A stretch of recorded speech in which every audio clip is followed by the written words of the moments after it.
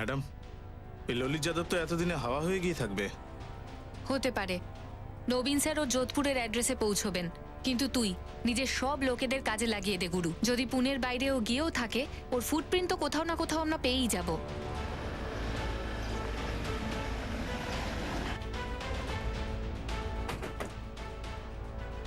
Sir এই বাড়িটা।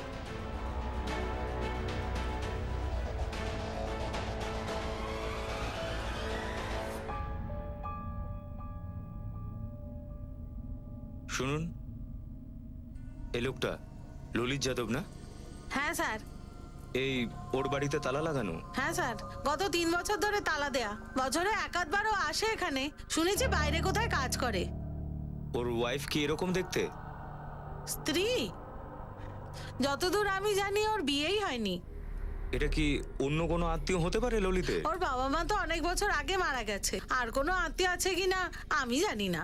কেউ আছে যে জানে? ললিতকে পুনেতে দেখা গেছে এই মহিলার সঙ্গে, আর এই মহিলার মার্ডার হয়ে গেছে। 8 মাসে প্রেগনেন্ট ছিল। আমি বাবা জানি না। আমি তো আপনাকে বললামই, ললিত এখানে বছরে একাধবার আসতো আর নিজে নিজেই থাকতো, আর কোনোদিন কারোর সাথে কথাও বলেনি। যখন ও এখানে থাকতো কি কাজ করতো? ঠিক মতো জানি না স্যার, শুধু এইটুকু জানি যে তখন ও বিল্ডিং লাইনে কাজ করতো। এলাকার কেউ কি আদৌ কিছু বলতে পারছে ললিত যাদবকে এখন কোথায় পাওয়া যাবে? না, 6-7 জন প্রতিবেশীকে জিজ্ঞাসা করেছি, সবাই এটাই বলছে যে ও যোধপুরে কনস্ট্রাকশন লাইনে কাজ করতো। হ্যাঁ, আমিও সেটাই গেস করেছিলাম। সবাই বলছে যে ও যখন লাস্ট টাইম যোধপুরে এসেছিল সবাইকে এটাই বলেছিল যে ও পুনেতে কাজ করে। স্যার, পুনেতে আরেকটু দেখতে হবে। কারুর কাছে ওর কোনো ফোন নাম্বার? না। ভিকটিমের ফটো দেখে কোনো রিয়াকশন? না, কেউ ওর পার্সোনাল লাইফ সম্বন্ধে কিছুই জানে না, আর সবাই বলছে যে ওর বিয়েই হয়নি। পুনে শহরে ললিত যাদবকে খুঁজে বের করাটাই ছিল আমাদের মুখ্য উদ্দেশ্য। পুনের সমস্ত কনস্ট্রাকশন সাইটকে আমরা আমাদের র্যাডারে নিয়ে নিলাম, এই ভেবে যে ললিত যাদব শিফট হয়ে থাকলেও এখনো সে পুনে শহরেই আছে।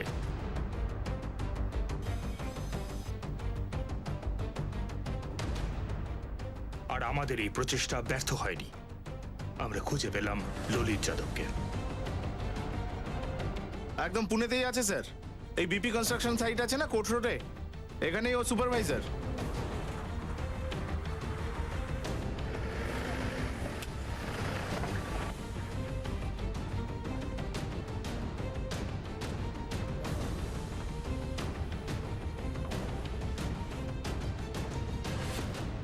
ললিত যাদব ওই দিকটাতে আছে। কাজ না থাকলে তোরা কাঁদতে থাকবে, আর কাজ পেলে তোরা কাজ করতে চাস না। চল কাজ কর, ঠিক আছে? এই যে ললিত যাদব। হ্যাঁ, আপনারা কারা? পুলিশ। কিন্তু আমি কি করেছি? আমি এই মহিলাকে চিনি না স্যার। মার্ডার করলি আর জানিস না? আমি কাউকে মারিনি। মেরেছিস, আর মারার পরে টুকরো টুকরো করেছিস। ম্যাডাম, আপনি এসব কি সব বলছেন? আমি কাউকে মারিনি। দেখ ললিত, 12 দিন লেগেছে তোকে খুঁজে বের করতে। তুই আমার পেশেন্সের পরীক্ষা আর নিস না। দেখুন, এই মার্ডারের ব্যাপারে সবাই জানে, পেপারে বেরিয়েছিল, সবাই পড়েছে সেটা। আমাকে আপনি কেন এই মার্ডার কেসের মধ্যে ফাঁসাচ্ছেন? আমি কোনো মহিলাকে চিনি না। আপনি চাইলে আমার বাড়ির তল্লাশি নিতে পারেন। তল্লাশি নেব আমরা, পুরোপুরি নেব, পুরো ইনভেস্টিগেশনও করব, কিন্তু আমাদের প্রমাণের অপেক্ষায় তুই থাকিস না, খুব খারাপ হয়ে যাবে।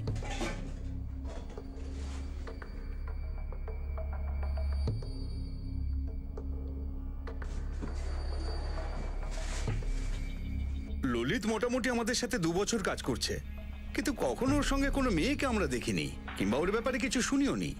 হ্যাঁ, যদি কিছু প্রাইভেট ব্যাপার থাকে সেটা অন্য বিষয় স্যার। আমাদের মনে হয় লাশ কাটার জন্য স্টোন কাটার মেশিনকে ব্যবহার করা হয়েছে। স্যার, এটা যদি বলেন যে ললিত স্টোন কাটার মেশিন নিয়ে বাড়িতে গেছে, তো এটা একদম অসম্ভব। কেন? মেশিন এখান থেকে নিয়ে যেতে প্রবলেম আছে? না, কষ্টকর নয়, যে কেউ সহজে নিয়ে যেতে পারে, কিন্তু ললিত নিয়ে যাবে এইটা মেনে নিতে পারছি না। স্যার, আমি সত্যি কথা বলছি। আমি মেকানিকের থেকে বাইকটা কিনেছিলাম মেতে। আমি সেটা না বলছি না তো। হ্যাঁ দাদা, রেডি আছে? হ্যাঁ এসো। এইটাই তোমার বাইক, শুধু ওপরে একটু কাজ আছে, বাকি গাড়ি একদম ফিটফাট। তারপরেও যদি কিছু হয় আমি তো আছি। এই মনোজ, চাবিটা দে। কিন্তু এই বাইকটা কিনে আমার লসই হয়েছে, অনেক খরচা হয়েছিল। তারপর আমি সাইটে কথাটা ছড়িয়ে দিই যে আমি বাইকটা বেচতে চাই। কাকে বেচলি? মোহনকে। সাইটেই সিকিউরিটির কাজ করে। ওর পুরো নাম মনে হয় মোহন ত্রিবেদী। দেখ মোহন, মিথ্যে বলবো না তোকে, এতে কিন্তু অনেক খরচা করতে হবে। মেকানিক আমাকে মিথ্যে কথা বলেছিল, কিন্তু আমি তোকে বলছি না। তো তারপরেও যদি তোর মনে হয় যে নিবি, তাহলে দেখ। আমি ভালো মেকানিক দিয়ে করে নেবো ললিত ভাই। এমনিতে বাসের ভাড়াও আজকাল খুব একটা কম নয়, তারপরে ট্রাফিক আছে, লেট হলে সেটা আলাদা ব্যাপার। দেখো ললিত ভাই, এমন একটা দাম বলো যেটা দিয়ে আমি কিনতে পারি। আমি 15তে বেচি মোহনকে, আর এই ফটোতে দেখে যা মনে হচ্ছে এটা মোহনই। সত্যি বলছি স্যার, জুন থেকে মোহনই গাড়িটা চালাচ্ছে। মোহন ত্রিবেদী, সিকিউরিটি গার্ড। 1 মিনিট। মোহন ত্রিবেদী। হ্যাঁ স্যার। মোহন ত্রিবেদী। না স্যার, আমার নাম রাজু স্যার। স্যার আমার মনে হচ্ছে মোহন চাকরি ছেড়ে দিয়েছে। মনে হচ্ছে মানে? মানে কয়েকদিন ধরে ও ডিউটিতেও আসছে না, আর ফোনটা সুইচ অফ ললিত রয়েছে। যাদব বলছে যে ওর নিজের বাইক সিকিউরিটি গার্ড মোহনকে বেচে দিয়েছিল। এই ব্যাপারে আমি কিছু জানি না স্যার, হতে পারে ওদের দুজনের ডিল হয়েছিল। মোহন তো 12 সেপ্টেম্বর থেকে ডিউটিতেই আসেনি। স্যার আমি সিনিয়র সুপারভাইজারকে বলেছিলাম যে অন্য কোনো গার্ড দেখে নিতে। স্যার মোহন ফোন তুলছিল না। স্যার বিশ্বাস করুন আমার কথা, এই বাইকে মোহনই আছে, আমি না। আর এই যে মহিলা বসে আছে বাইকের পেছনে, এ কে? আর সেই প্রেগনেন্ট মহিলা যাকে টুকরো করে ফেলে দেওয়া হলো, সে কে? আমি জানি না স্যার, আমি এটাও জানি না মোহন এমন কেন করেছে। সাদাসিধে ছেলে। তার মানে তো এটাই দাঁড়ালো তুই করেছিস, আর সমস্ত দোষ মোহনের ঘাড়ে কি সব দিচ্ছিস। বলছেন স্যার? আমি কেন করতে যাব? আমি করিনি স্যার, আমি একা থাকি। আপনি চাইলে আমার বাড়ি গিয়ে তল্লাশি করতে পারেন, পাড়ার লোককে জিজ্ঞেস করুন, আমি সৎপথে রোজগার করে খাই। আমি কেন করতে যাব এমন? স্যার সিকিউরিটি এজেন্সি থেকে মোহন ত্রিবেদীর অ্যাড্রেসটা পেয়েছি, ওখানেই যাচ্ছি। 12 সেপ্টেম্বর থেকে নিরুদ্দেশ, আমার মনে হয় না ওখানে পাওয়া যাবে। তবুও দেখো একবার। স্যার, স্যার মোহন ত্রিবেদীর কল রেকর্ড আমরা খুব তাড়াতাড়ি পেতে চলেছি। কিন্তু স্যার ললিতকে আমাদের ছেড়ে দেওয়া উচিত না, ও কিন্তু পালিয়ে যেতে পারে। স্যার এই কেসটার মধ্যে আমরা বাইক বেচা কেনার ভেতরে ফেসে গেছি, আসল ব্যাপার অবধি পৌঁছতেই পারছি না। আমার খুব অদ্ভুত লাগছে গীতা, শহরে একজনও কেউ এগিয়ে এলো না ভিকটিমকে আইডেন্টিফাই করার জন্য। এই মহিলার আর কেউ ছিলই না নাকি? তাহলে কি সে পুনের বাইরের কেউ?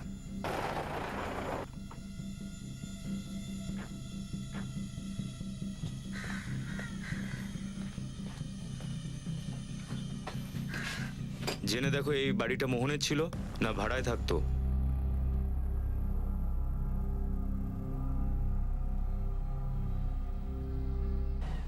আট মাস আগে? আগে স্যার, ফেব্রুয়ারি 2017-তে মোহন বাড়ি খালি করে দেয়। এখন কোথায় আছে? সেটা তো আমি জানি না, কিন্তু এগ্রিমেন্টে ওর গ্রামের অ্যাড্রেস আছে। তাহেরগঞ্জ, কানপুর, উত্তরপ্রদেশ। কানপুর ডিস্ট্রিক্টের অন্তর্গত এই তাহিরগঞ্জ। তাড়াতাড়ি বেরোচ্ছে টিম নিয়ে, ওখানে লুকিয়ে থাকলে তুলে আনছি। স্যার, স্যার মোহন ত্রিবেদীর পুনের অ্যাড্রেসের ব্যাপারে কেউ কিছু জানে না। Lalit Yadav, senior supervisor Jagdish, security agency, সবার সাথে কথা হয়েছে। কল রেকর্ডস আসতে আসতে 2 দিন লেগে যাবে। ততক্ষণে তাহেরগঞ্জকে স্ক্যান করি, ওকে না পেলে ওর ফ্যামিলিকে পাওয়া যাবে, কাউকে তো পাওয়া যাবে যে ওকে চেনে, কিছু তো হাতে আসবে। ঠিক আছে নবীন, তুমি বেরো, আমি হেডকোয়ার্টার্সে কথা বলি, ইউপি পুলিশকে ইনফর্ম করছি। গীতা, ফোন কোম্পানিকে প্রেশার দাও, মোহন ত্রিবেদীর কল রেকর্ডস আমার এখনই চাই। তদন্ত করতে করতে আমরা পৌঁছলাম উত্তরপ্রদেশ, এই আশা নিয়ে যে তাহিরগঞ্জে আমরা মোহন ত্রিবেদীকে খুঁজে পাবো, বা তার সম্বন্ধে এমন কোনো তথ্য পাবো যার সূত্র ধরে তাকে আমরা খুঁজে পাবো, আর এই কেসটাকে ক্লোজ করা যাবে।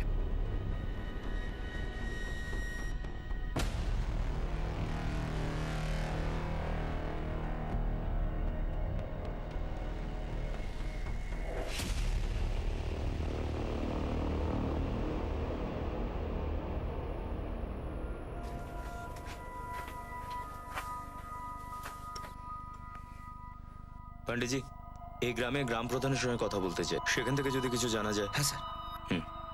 এখান থেকে আমরা মোহনের পরিবার সম্বন্ধে কিছু জানতে পারবো, কিন্তু সেই তথ্য এই অপরাধের সাথে জড়িত কিনা সেটা আমরা এখনো জানি না। মোহন তো 2 বছর আগেই চলে গেছিল পুনা কাজ করার জন্য। আর ওর বাবা মা? বাবা মাও তো এই 7-8 মাস আগেই এখান থেকে চলে গেছেন। আমরা তো ভেবেছিলাম পুনাই গেছে হয়তো মোহনের কাছে। প্রধান মশাই, আমরা এই কেসে 2 সপ্তাহ ধরে জড়িয়ে আছি, আর এতদিনে মোহনের লিডটা পেয়েছি। লিডই বা কি পেয়েছি, শুধু ওর নাম আর অ্যাড্রেস। এই দেখুন, এদের মধ্যে কাউকে চেনেন আপনি?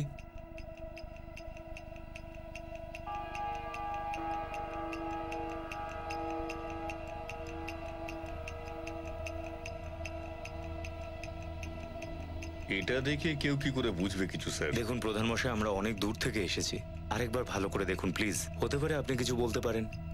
বেশ মুশকিল, তবে একটা কথা আপনাকে বলতে পারি, এই মোহনের মা বাবার ব্যাপারে। অ্যাড্রেস আছে ওনাদের? নাম্বার আছে? না, দুটোই নেই, কিন্তু একটা কথা আছে। দেখুন, হয়তো আপনাদের কাজে লাগতে পারে। বলুন। একটা লোক ছিল, কমল পাঠক নাম ছিল তার। ওর এদের বাড়িতে বেশ যাওয়া আসা ছিল। রাম রাম কাকা। রাম রাম।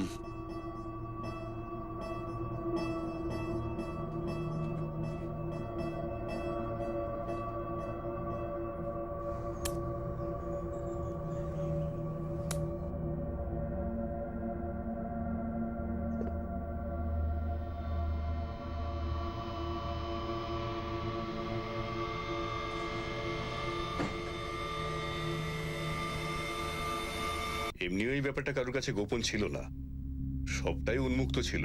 এই কমল থাকে কোথায়? কমল আমাদের এখানকার লোক নয় স্যার। ওনারা যখন 7-8 মাস আগে এখান থেকে চলে যান, তারপর থেকে ওকে আর কখনো দেখা যায়নি। এই কমলকে কেউ তো চেনে। বিদ্যা নিয়ে এসেছিল ওকে এখানে। কে বিদ্যা? মৌ জেলার ধেমু নামে একটা গ্রাম আছে, সেখানে এই বিদ্যার নিজের স্বামীর সঙ্গে ঝগড়াঝাটি হয়েছিল। তখন ও আর স্বামী সন্তানকে ছেড়ে এই কমল পাঠকের সঙ্গে এখানে এই গ্রামে উঠে আসে। এক মিনিট। এই বিদ্যা তো এই গ্রামেরই ছিল, তাই না? হ্যাঁ, একদম। 2 গলি ছেড়েই ওর বাপের বাড়ি, কিন্তু বহুদিন ওকে দেখতে পাইনি আমি।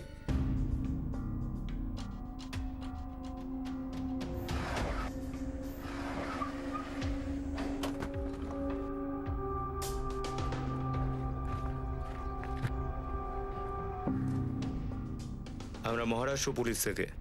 বিদ্যা বর্মা এখানেই থাকে? হ্যাঁ স্যার, আমি বিদ্যার বাবা। কি ব্যাপার স্যার? বিদ্যা কোথায়? ও এখানে নেই।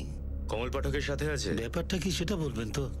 আমরা মোহন ত্রিবেদীকে খুঁজছি। কিন্তু স্যার আমার মেয়ের সঙ্গে তার কি সম্পর্ক? আপনি জানেন না?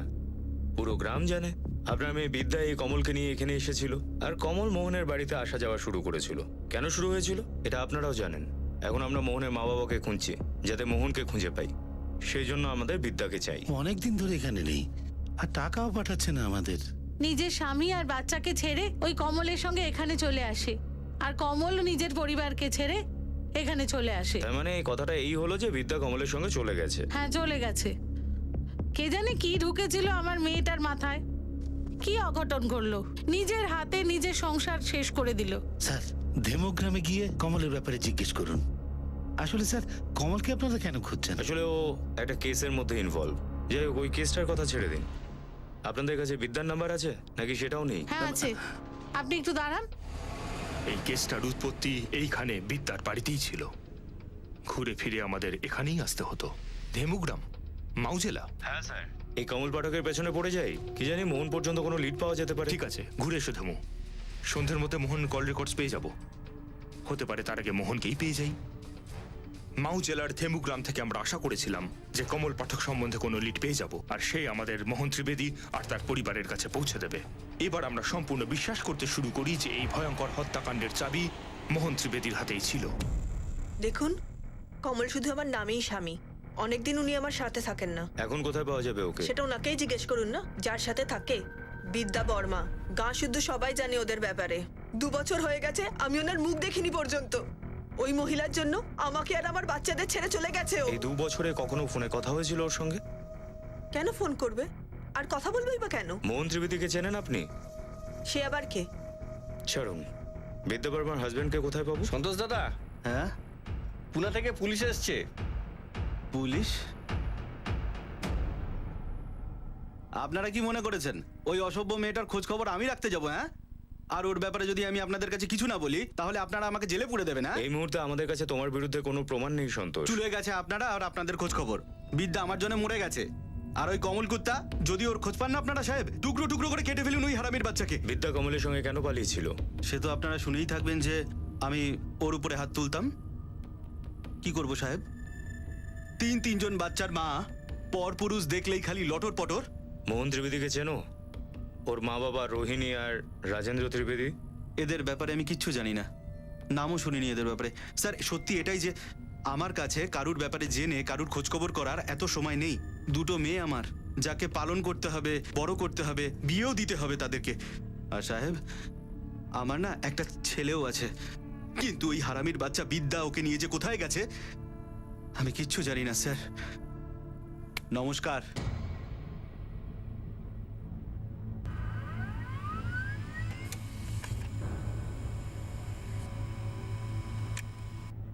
পরের দিনই আমরা মোহন ত্রিবেদীর ফোন রেকর্ডস পেয়ে যাই, যার থেকে আমরা সাম্প্রতিককালে করা ফোনের ডিটেলস পেয়ে যাই।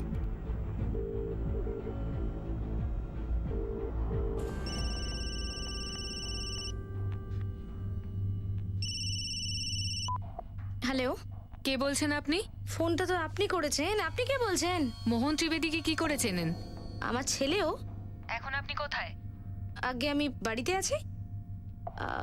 আপনি কে বলছেন বলুন তো? আর মোহন? মোহন গ্রামে গেছে, হয়তো বলে যায়নি আমাকে। কিন্তু আপনি বলুন তো আমাকে, কে বলছেন আপনি?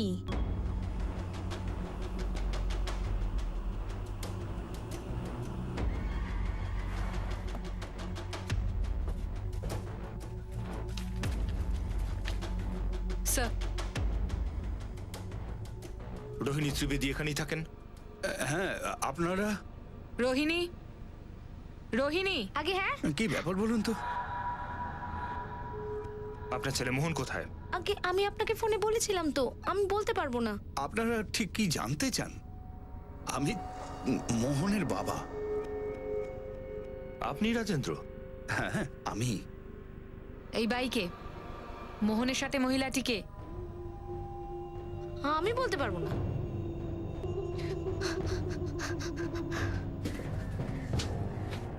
আর এই বাচ্চাটিকে?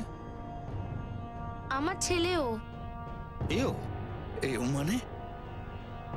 আর ইনিকে?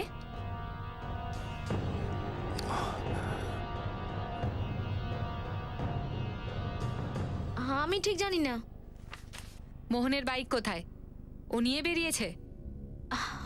আমি জানি না, আমি তো গ্রামে থাকতাম। 8 মাস আগেই এসেছি মোহনের সঙ্গে থাকার জন্য। আর কমল পাঠকও এই গ্রামের। আর বিদ্যা বর্মাও? বিদ্যা বর্মা কোথায়? আরে আমি কি? বিদ্যা বর্মা আমার মায়ের নাম। মা আমাকে নাম বলে চলে গেছে। বিদ্যা বর্মা তোমার মা হয়? হ্যাঁ। রাজেন্দ্র বাবু, রোহিণী, কি বলছে বাচ্চাটা? হ্যাঁ, এই তো আমাদের নিজেদের মতো। হ্যাঁ, বিদ্যা বর্মার ছেলে আপনারই ছেলের মতন। বিদ্যা বর্মা কোথায়? এখানেই তো ছিলেন, কমলের সঙ্গে কোথায় চলে গেছেন? তো কমল কবে গেছিল সেটা তো জানেন নিশ্চয়ই। ওরা দুজন তো এখানেই থাকতো। হ্যাঁ, দুজনে এখানেই থাকতো। বিদ্যাও এখানে থাকতো, কিন্তু ওরা দুজন চলে গেল কিচ্ছু না বলে। এখন তো ছেলেটা রোজ জানতে চায় মা কোথায়, মা কোথায়। ওদের গ্রামেও তো কেউ জানে না যে কোথায় আছে। বলুন তো আমরা কি বলতে পারি? আর সেই জন্য তো আপনাদেরও বললাম ও আমাদের সন্তান। রাজেন্দ্র বাবু, চলুন আমাদের সাথে। কিন্তু কোথায়? থানায়। সেখানে গিয়ে নিশ্চিন্তে কথা বলা যাবে। আপনারা যা জানতে চাইছিলেন আমরা তো সব বললাম আপনাকে। এখন পুরো বাড়ি তল্লাশি করো।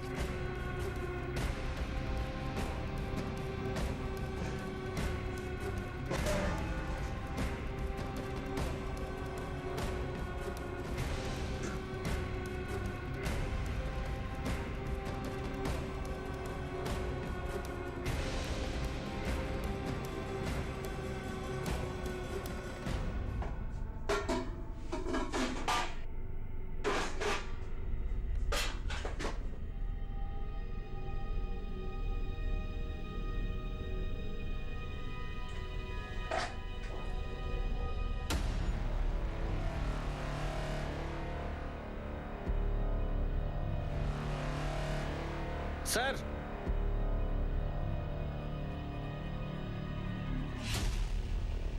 ইলেকট্রিক কাটার মেশিন তো সিল করে দাও এটাকে।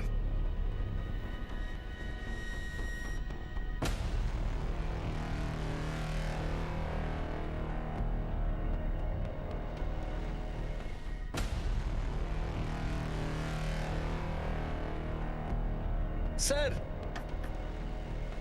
হ্যাঁ বলো, কিছু পেয়েছো? একটা ট্রাঙ্ক পেয়েছি। এতে রক্ত লাগা জামা কাপড় রয়েছে।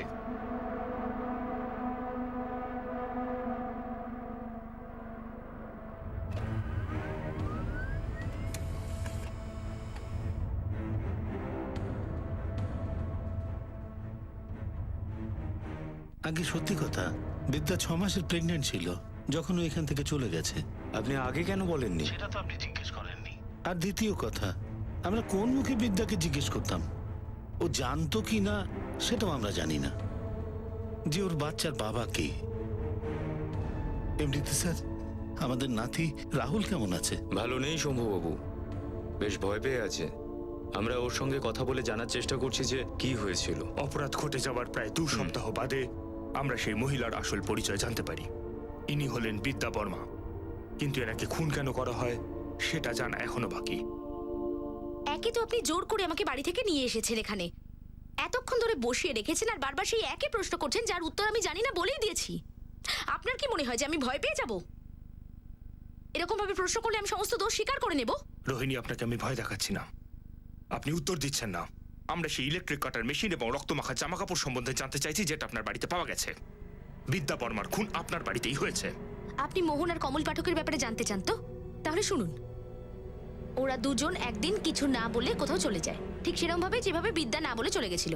আর ওই জিনিসটা আমার ঘরে কি করে পাওয়া গেল এটা তো কমল আর মোহনই বলতে পারবে। আপনি আমার মাথা খারাপ করছেন কেন বলুন তো? কেননা রাজেন্দ্রবাবু, এটা তো হতেই পারে না যে কমল বা মোহন দুজনে মিলে আপনার বাড়িতে বিদ্যাকে মেরেছে, হাতিয়ার আর কাপড় লুকিয়েছে, আর আপনি আর আপনার স্ত্রী কিছুই জানতে পারেননি।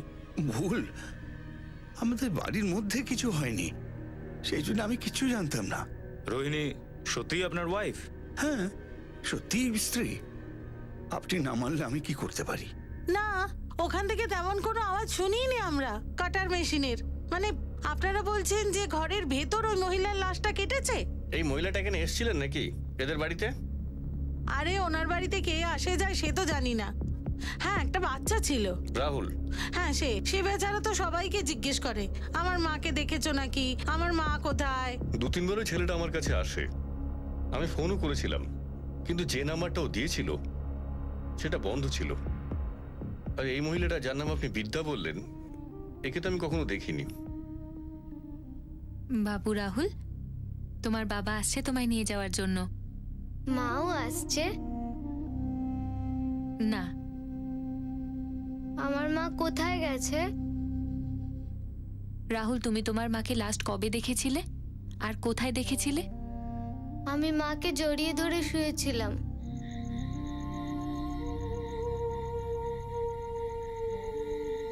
তারপর যখন সকালে উঠলাম তখন মা ছিল না। পুরো বাড়িতে দেখলাম, মা কোথাও ছিল না।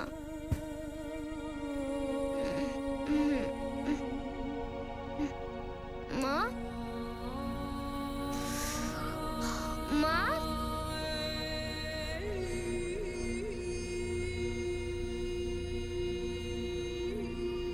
আন্টি আমার মা কোথায়? জানি না তো, কাল রাতে কোথাও চলে গেছে। কোথায় গেছে? আঙ্কেল আমার মা কোথায়? বাবা, তোমার মা গ্রামে গেছেন, 2-4 দিনে চলে আসবে। ঠিক আছে, যাও খেলা করো। বাবা, আমরা অনেক কল করেছি, কিন্তু তোমার মা তো ফোন বন্ধ করে রেখেছে। কিন্তু মা আমায় সাথে নিয়ে গেল না কেন মোহন দাদা? সেটা তো তোমার মাকে জিজ্ঞেস করলেই ভালো। আমি কিছুক্ষণ পর আবার চেষ্টা করছি, যদি ওনার সাথে কথা বলতে পারি তাহলে জিজ্ঞেস করব ঠিক যে কেন রাহুলকে নিয়ে গেল না।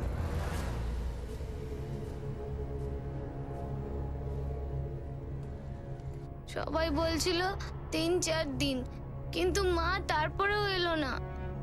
মায়ের নাম্বারে কতবার ফোনও করালাম, কিন্তু মায়ের নাম্বারটা বন্ধ ছিল। ও কমলকে বলে গেছে নাকি মোহনকে সেটা আমি কিছু জানি না। আর যখন কমল বলল যে বিদ্যা গ্রামে চলে গেছে, বিশ্বাস করবো না কেন? ও ওর সঙ্গে এসেছিল, ওর সঙ্গেই থাকতো। কমলের সঙ্গে শুধু বিদ্যাই তো থাকতো না, গ্রামের সবাই বলছে আপনার স্ত্রী রোহিণীও বেশ কাছের ছিল কমলের। হতে পারে, সেটা তো আমাদের কখনো কিছু বলেনি, না গ্রামের লোককে বা আমাদের। আর যে কাটিং মেশিন আর রক্তাক্ত কাপড় আপনার বাড়ি থেকে পাওয়া গেল সেটার কি? কমলই হয়তো রেখেছিল। আচ্ছা, কিন্তু যে রোদের দোকান থেকে ওই বস্তাগুলো কেনা হয়েছিল যাতে লাশের টুকরোগুলোকে প্যাক করা হয়েছে, ওই দোকানদার বলছে যে ওই বস্তাগুলো মোহন কিনেছিল, আপনার ছেলে মোহন। হ্যাঁ, এই ছেলেটাই ছিল যে 200 টাকা দিয়ে 2খানা বস্তা কিনেছিল। আমার 2টো দরকার, আমি 200 টাকা দিতেও রাজি আছি।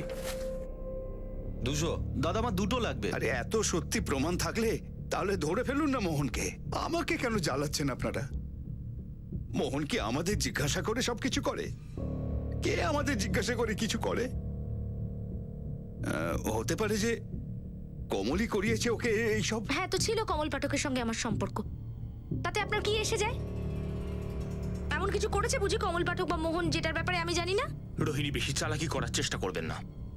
বিদ্যা বর্মার খুনের সাথে জড়িত প্রমাণ আপনার বাড়ি থেকে পাওয়া গেছে। এরকমটা হতেই পারে না। যেই খুন করে থাকুক না কেন, তার সম্বন্ধে আপনি বা আপনার স্বামী জানেন না। কি করে জানবো আমি? আপনারা তো কমল আর মোহনকে খুঁজে বেড়াচ্ছেন, তাই না?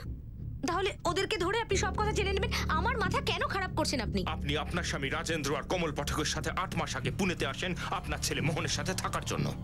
আপনার অবৈধ সম্পর্ক চলতেই থাকে কমল পাঠকের সাথে আপনার স্বামী এবং ছেলের সামনেই। তারপরে আসেন বিদ্যা বর্মা। তাও আপনি কমল পাঠকের সাথে সম্পর্ক চালিয়ে যান, যার অ্যাফেয়ার ছিল বিদ্যা বর্মার সাথে। বিদ্যা বর্মার খুনের পেছনে কি এই ত্রিকোণ প্রেমী আসল কারণ?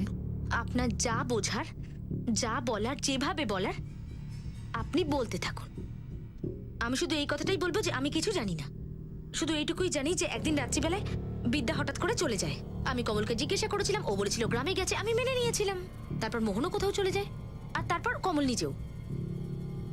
কেউ কিছু বলে যায়নি, আর ওদের মোবাইল ফোনটাও বন্ধ।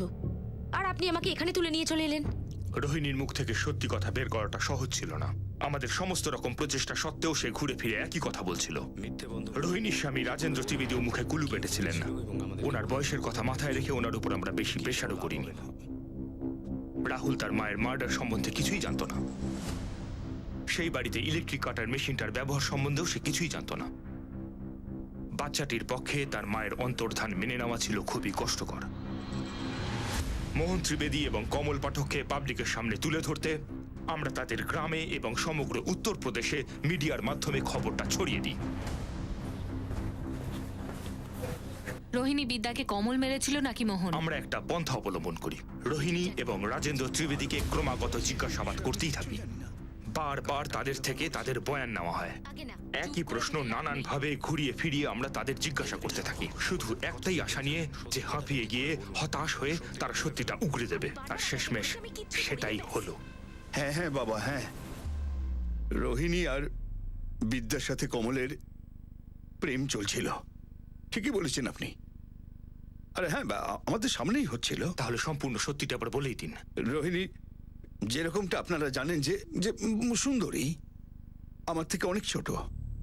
যখন গ্রামে ছিল তখনই বুঝতে পেরেছিলাম যে ওর সাথে কমলের সাথে চক্কর চলছে।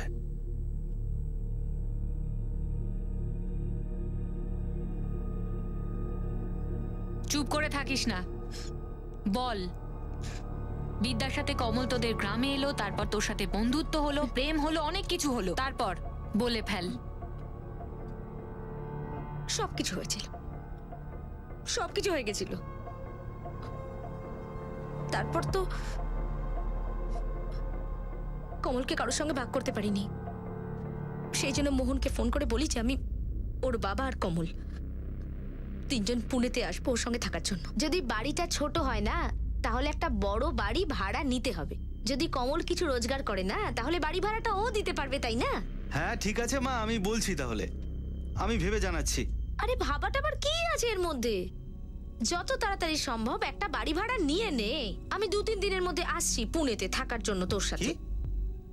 2-3 দিনের মধ্যে? হ্যাঁ 2-3 দিনের মধ্যে আমি আসছি। কমল, ওই পুনে যাওয়ার ব্যাপারটা না বিদ্যাকে তুমি একদম বলবে না, ঠিক আছে? বলবো না। আমার দিব্যিকে বলো তুমি। কথায় কথায় তো দিব্যি দিও না তো। একবার বলেছি তো আমি যে বলবো না, মানে বলবো না।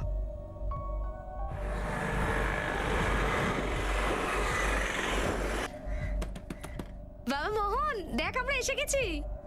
আসবে ও। হ্যাঁ দেখো মা, এই নে, বেঁচে থাক বাবা। বাহ, বাড়িটা বেশ ভালো তো। নমস্কার বাবা। হ্যাঁ, বেঁচে থাকো। কেমন আছে মোহন? হ্যাঁ ঠিকই আছে।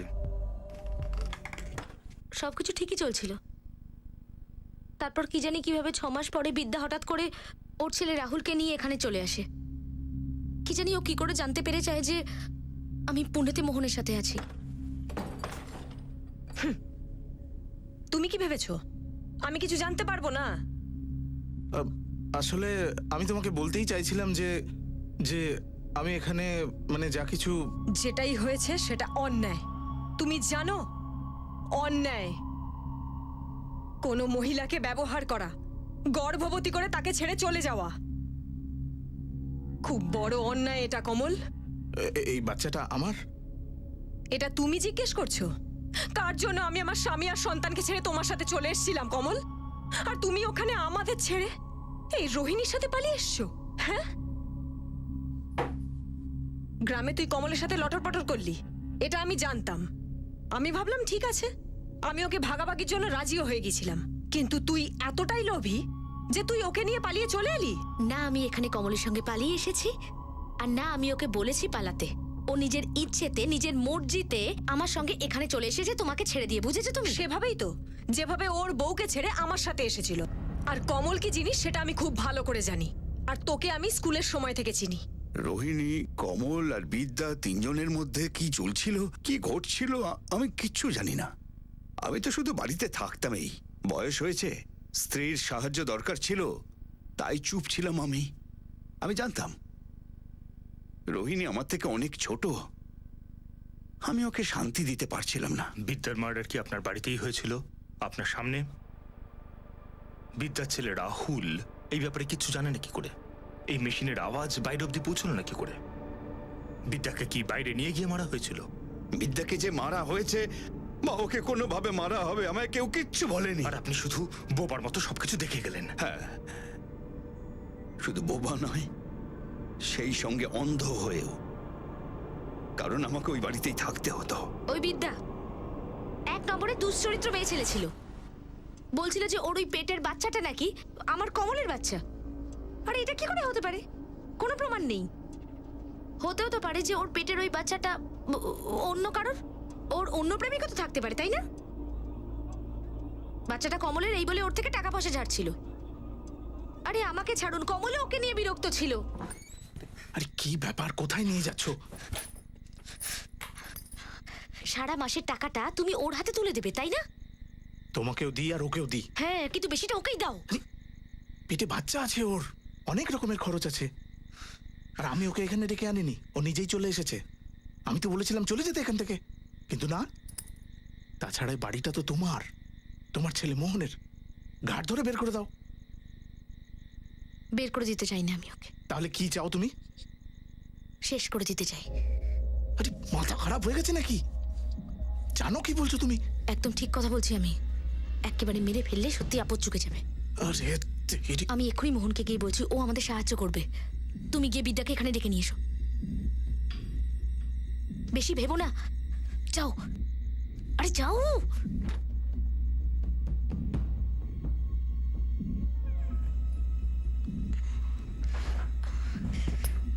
মোহন, মোহন ওঠ না। কি হয়েছে মা? তোর সঙ্গে একটু কথা আছে। এত রাতে আবার কি কথা? বিদ্যাকে শেষ করে ফেলতে হবে, আর এটাই সঠিক সময়।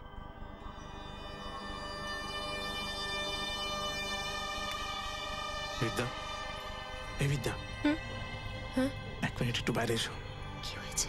চলো না।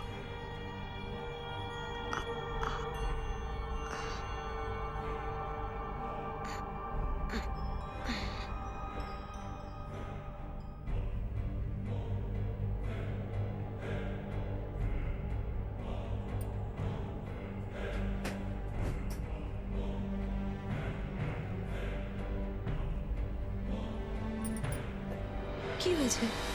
কি কথা বলতে চাও তোমরা সবাই?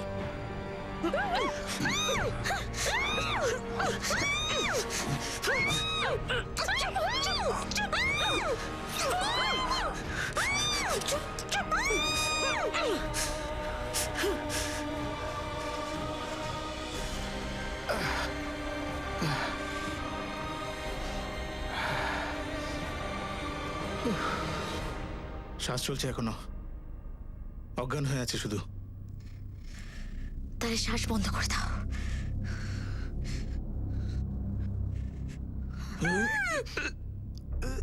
আমি শুধু রান্নাঘর থেকে কিছু আওয়াজ পেয়েছিলাম, ব্যাস। তারপর আমি বুঝতে পেরেছিলাম যে কি হয়েছে। এই সমস্ত ঘটনা ঘটে 4 সেপ্টেম্বর। তাহলে 5 সেপ্টেম্বর বিদ্যার লাশটা সারাদিন বাড়িতেই ছিল। ওরা ওকে তো মেরেই ফেলেছিল, কিন্তু তারপরে ওরা কি করবে কেউ কিছু বুঝতে পারছিল না। আমরা লাশটাকে বিছানার নিচে চাদর দিয়ে মুড়ে রেখেছিলাম। আর রাহুলকে বলেছিলে যে ওর মা গ্রামে গেছে। আর কি বলতাম? এটাই বলতাম যে ওর মাকে মেরে ফেলেছি আমরা। তারপরে কি হলো?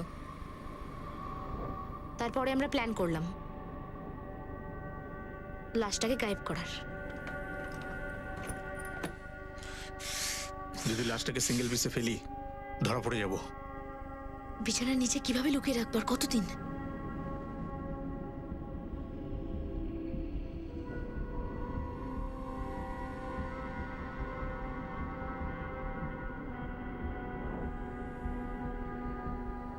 এরপরে লাশটা পচে গন্ধ বেরোবে, সেই থেকে রাহুল মামা করছে। এখন তো কিছু করা যাবে না, যা করার না আমাদের রাত্রিবেলাই করতে হবে। দেখ, রাত পর্যন্ত অপেক্ষা করা যাবে না।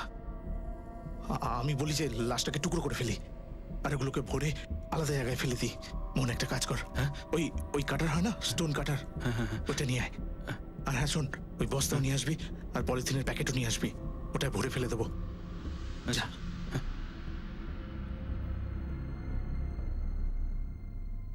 মোহন দাদা, মা কোথায়? চলে আসবে বাবা, এত ভেবে কোনো কাজ নেই, তাড়াতাড়ি চলে আসবে।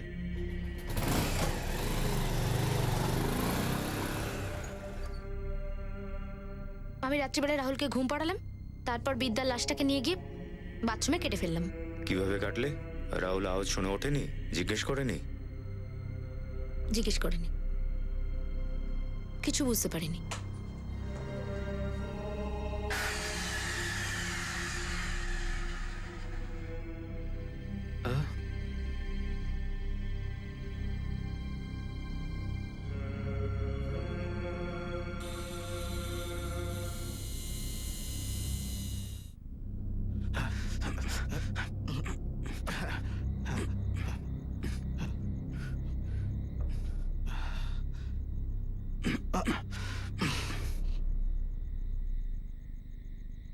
তোমরা দুজনে গিয়ে জামা পাল্টে ফেলো।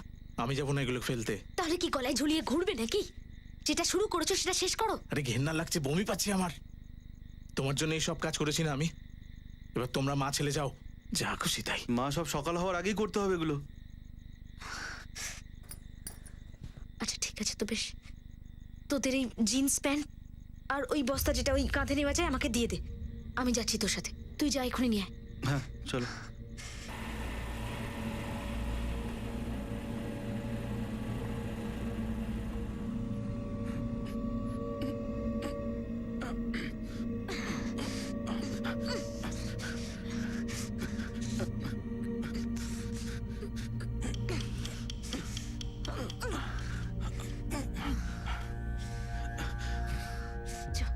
মা, এটা সঠিক জায়গা মনে হচ্ছে না, কোনো আবর্জনা ফেলে আসলে ভালো হতো।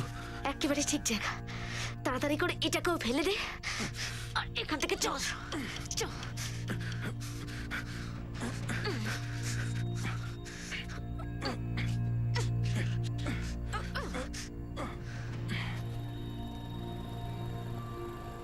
তার মানে যখন খবরের কাগজে আমরা বিজ্ঞাপনটা দিই তখন কমল আর মোহন এখানেই ছিল।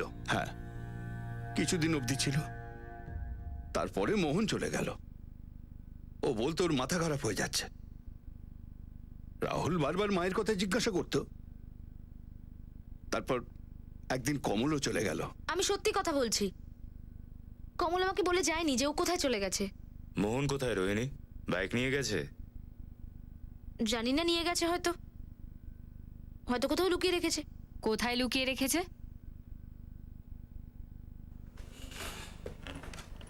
দেখ রোহিণী, যখন এতটা সত্যি তোর থেকে বের করে নিতে পেরেছি, তখন বাকি সত্যিটাও কিভাবে বার করতে হয় সেটা আমরা জানি। বল। দেখুন, আপনারা যদি চান তো আমি আপনাদের মোহনের ঠিকানা বলতে পারি, কিন্তু কমল কোথায় আছে এটা আমি জানি না, আর ওর ফোনটাও বন্ধ আছে। মোহন কোথায়? মোহন একটা লজ থেকে পালিয়ে আর একটা লজে কাটাকা দিচ্ছিল। আলাদা আলাদা নম্বর থেকে তার মা রোহিণীর সাথে যোগাযোগ রাখছিল। শেষমেশ আমরা তাকে ধরতে পারি উত্তরপ্রদেশ থেকে। কি ঘটেছিল সেদিন রাতে? আমি শুয়েছিলাম স্যার। জিজ্ঞাসাবাদকালে মোহনও ঠিক সেই একই কথা বলে যা তার মা রোহিণী বলেছিল। ওই যে তোমার দিদা। চাইল্ড কেয়ার কমিটির সমস্ত ফর্মালিটিস পূরণ করার পরে রাহুলকে, বিদ্যার সন্তানকে, বিদ্যার মা বাবার হাতে তুলে দেওয়া হয়। তাদের মেয়ের সাথে কি ঘটেছিল তা জেনে তারা একেবারে ভেঙে পড়েন। কমল পাঠকের গ্রামে একটা কনস্টেবল লাগিয়ে দিয়েছি সার্ভেলেন্সের জন্য, কিন্তু কমলকে এখনো দেখা যায়নি। ইউপি পুলিশের সাথে কথা বলে কমল পাঠকের নামে একটা লুকআউট নোটিশ ইস্যু করো। পুরো ইউপি স্টেটের সমস্ত থানায় এই নোটিশ যেন যায়। এই কেসে একমাত্র এই অপরাধীকেই গ্রেফতার করা বাকি আছে। ঠিক আছে, আমি ইউপি পুলিশকে ব্যাপারটা জানাচ্ছি।